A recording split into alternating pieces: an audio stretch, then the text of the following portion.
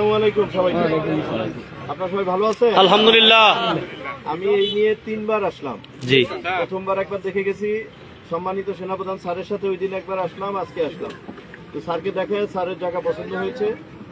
মানে একটা বিষয়ে প্রথমেই আপনাদেরকে অনেক ধন্যবাদ জানাই, আপনাদের যে স্বতঃস্ফূর্ততা আমি দেখেছি।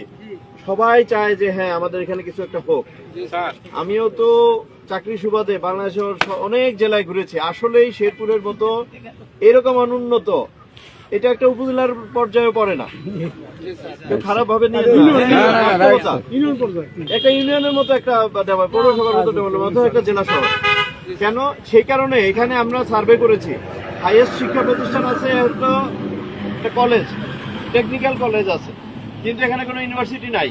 আপনার আশেপাশে সকল জেলায় ময়মনসিংহ, জামালপুর, আপনার ওই যে টাঙ্গাইল মেডিকেল কলেজ আছে,